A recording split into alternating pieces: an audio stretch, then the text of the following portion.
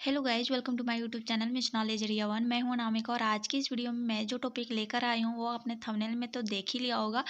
तो मैं इस वीडियो में टॉपिक जो बात करने वाली हूं, डिटेल से बतानी हूं, वो टॉपिक बहुत ही इंपॉर्टेंट टॉपिक है बीएड स्टूडेंट के लिए, चाहे फर्स्ट ईयर के हो या सेकेंड ईयर के, या तो फिर किसी टीचिंग एग्ज़ाम का प्रिपरेशन कर रहे हैं, उन लोगों के लिए काफ़ी हेल्पफुल है। इस टॉपिक से क्वेश्चंस आते ही आते हैं, तो इस वीडियो को आप एंड तक देखिएगा। और गाइस, आपसे एक छोटी सी रिक्वेस्ट है कि अगर आपने मेरे चैनल को अभी तक सब्सक्राइब नहीं किया, हमारे चैनल पर पहली बार वीडियो देख रहे हैं, तो हमारे चैनल को सब्सक्राइब कर दे और साथ ही साथ बेल आइकन को भी प्रेस कर दे, ताकि ऐसे ही नॉलेज वीडियो आप तक पहले पहुंचे। तो चलिए गाइस, स्टार्ट करते हैं।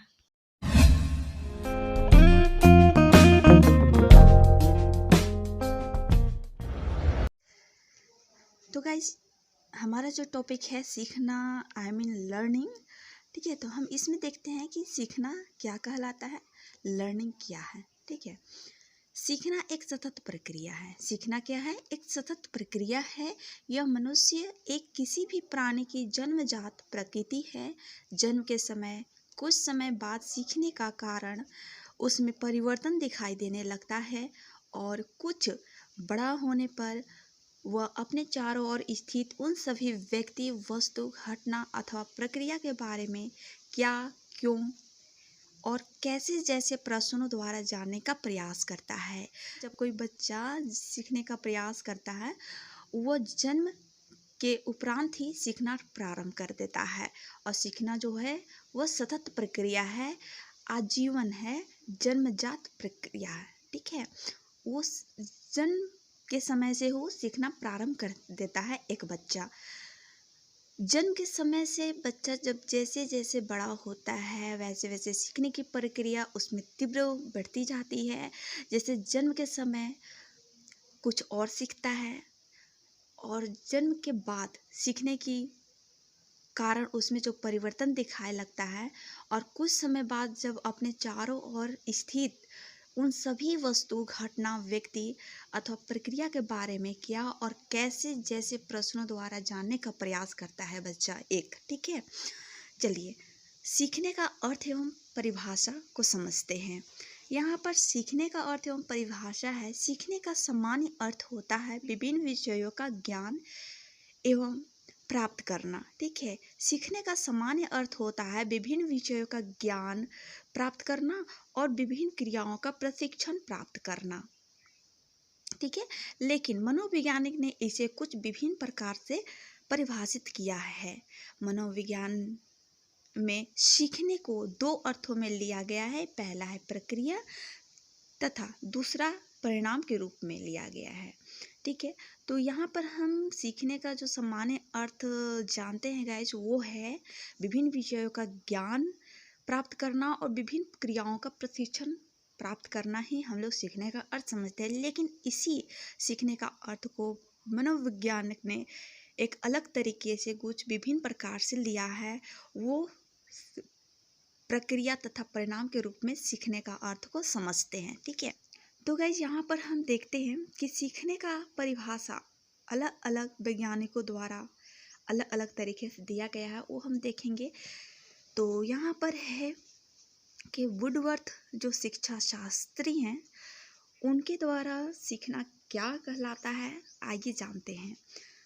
तो वुडवर्थ के अनुसार जो है सीखना, लर्निंग, वो नवीन ज्ञान और नवीन क्रियाओं को प्राप्त करने की क्रिया सीखने की प्रक्रिया है। ठीक है, वो नवीन ज्ञान और नवीन प्रक्रियाओं को प्राप्त करने की जो क्रिया ही वो सीखने की प्रक्रिया को समझते हैं। ठीक है, सीखना। नेक्स्ट है हमारा क्रो एंड क्रो के अनुसार, इन्होंने सीखने का सामान्य अर्थ बताया है, परिभाषा दिया है उन्होंने। सीखना आदतों, ज्ञान और अभिवृद्धियों का आर्जन है। ठीक है, उनके द्वारा जो सीखना है वो आदतों, ज्ञान और अभिवृद्धियों का आर्जन है। अब नेक्स्ट देख लेते हैं रिली एवं ओलेविस के अनुसार। ठीक है, इनके द्वारा सीखने का परिभाषा है अभ्यास या सहानुभूति से व्यवहार में धारण करने योग्य परिवर्तन को सीखना कहते हैं। इन्होंने कहा है कि अभ्यास जो करते हैं उसमें सहानुभूति से व्यवहार में धारण करने योग्य ही परिवर्तन को सीखना कहते हैं। नेक्स्ट है गार्डन और मर्फी के अनुसार इन्होंने सीखने का सामान्य परिभाषा दिया है। सीखने या अधिगम शब्द में वातावरण संबंधी आवश्यकताओं की पूर्ति के लिए व्यवहार में होने वाले सभी प्रकार के परिवर्तन सम्मिलित हैं। इन्होंने जो व्यवहार में होने वाली जो परिवर्तन है, जो आवश्यकताएं हैं, वातावरण से संबंधित आवश्यकताएं, उन्हीं को ये सीखने के परिभाषा को मानते हैं। ठीक है, उनके अनुसार यही सीखना होता है। नेक्स्ट देखते हैं गेट्स के अनुसार, उनके द्वारा है। गेट्स के अनुसार अनुभव के द्वारा व्यवहार से होने वाले परिवर्तन को सीखना कहते हैं। ये मानते हैं कि जो अनुभव के द्वारा व्यवहार में जो परिवर्तन आते हैं वही तो सीखना है या अधिगम कहलाता है। तो हम सीखना को अधिगम भी कहते हैं। ठीक है, उपयुक्त परिभाषाओं के आधार पर कहा जा सकता है कि सीखना एक ऐसी प्रक्रिया है, परिभाषा है जिसमें अनुभव के माध्यम से सीखने वाले व्यक्ति के व्यवहार में परिवर्तन होता है, वही सीखना कहलाता है। तो यहाँ तक आप अनेक मनोवैज्ञानिक द्वारा परिभाषा को समझ गए होंगे। तो चलिए नेक्स्ट हम देखते हैं कि नेक्स्ट में क्या है। नेक्स्ट में है क्या नहीं है सीखना या अधिगम। अब क्या नहीं है सीखना या अधिगम को जानते हैं।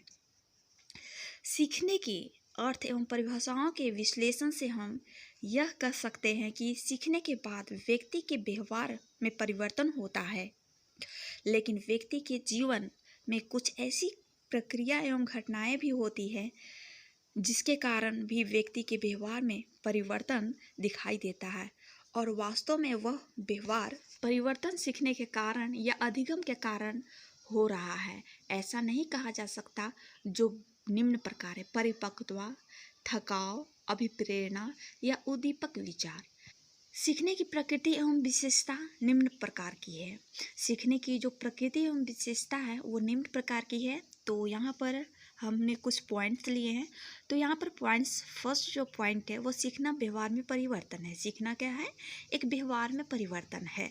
सीखना जीवन पर्यंत चलने वाली एक सतत प्रक्रिया है। जो सीखना जो है जीवन पर्यंत चलती है। आप जीवन भर आप कुछ ना कुछ सीखते रहते हैं। सीखने की कोई उम्र सीमा नहीं होती है। तो ये नेक्स्ट हम देखते हैं, अर्जित व्यवहार की प्रकृति अपेक्षाकृत अस्थायी होती है। जो अर्जित व्यवहार की प्रकृति होती है वो अपेक्षाकृत अस्थायी होती है। ठीक है, नेक्स्ट है सीखना वातावरण एवं क्रियाशील की उपज है। जो सीखना है वो वातावरण एवं क्रियाशील से ही उपज होती है। सीखना वातावरण में ही हम जो भी सीखते हैं और क्रिया करके ही हम सीखते हैं। ठीक है, नेक्स्ट है सीखने का संबंध अनुभवों की नवीन व्यवस्था से है। जो सीखने का संबंध जो है अनुभवों की नवीन व्यवस्था है। जैसे जैसे आपके पास अनुभवों का ढेर होगा, आप अनुभवी व्यक्ति होंगे, वैसे वैसे आप में सीखने की तीव्र क्षमता बढ़ती है और आप अधिक ज्ञान प्राप्त करते हैं, सीखते हैं। ठीक है, नेक्स्ट है सीखना या अधिगम समायोजन में सहायक होता है। सीखना या अधिगम जो है समायोजन में सहायक होता है। अगर आप किसी चीज़ को सीख गए हैं, अधिगम ग्रहण कर लिए हैं, तो आप किसी भी चीज़ में समायोजन कर सकते हैं, सहायक बन सकते हैं। ठीक है, नेक्स्ट है सीखना व्यक्ति के सर्वांगीण विकास में सहायता होता है। जो सीखना है व्यक्ति के सर्वांगीण विकास में सहायक होता है। व्यक्ति के सर्वांगीण विकास जैसे मानसिक विकास हो गया, शारीरिक विकास हो गया, तो ये सब विकास में है, वो सीखना बहुत ही सहायता करता है। नेक्स्ट है सीखने में अर्जित कार्य प्रमुख होते हैं। जो सीखने में जो अर्जित कार्य होते हैं वो प्रमुख होते हैं। नेक्स्ट है सीखने में व्यवहार में जो परिवर्तन होता है दीर्घकाल तथा अस्थायी होता है। सीखने में व्यवहार में जो परिवर्तन होता है वो दीर्घकाल तक अस्थायी होता है, मतलब लंबे समय तक वो अस्थायी रहेगा और आप उस लर्निंग को कभी भूल नहीं सकते हैं जब सीख जाएंगे तो। नेक्स्ट है सीखना उद्देश्यपूर्ण और लक्ष्य निर्देशित होता है। जो सीखना है वो उद्देश्यपूर्ण और लक्ष्य निर्देशित। जो आप सीख रहे हैं वो किसी उद्देश्य के कारण सीख रहे होंगे। जैसे हमने बीएड किया है तो बीएड में जो हमने सीखा वो किस कारण सीखा, वो हमने टीचर, हमारा जो उद्देश्य था टीचर बनने का, तो टीचर बनने के लिए हमने बीएड किया है, तो उस दौरान हमने सीखा। तो इसी तरह जो उद्देश्य पूर्ण होते हैं वो लक्ष्य निर्देशित होते हैं। जो भी सीखेंगे उसका लक्ष्य होगा, आप क्या लक्ष्य पाना चाहते हैं उसी के अकॉर्डिंग आप सीखते हैं।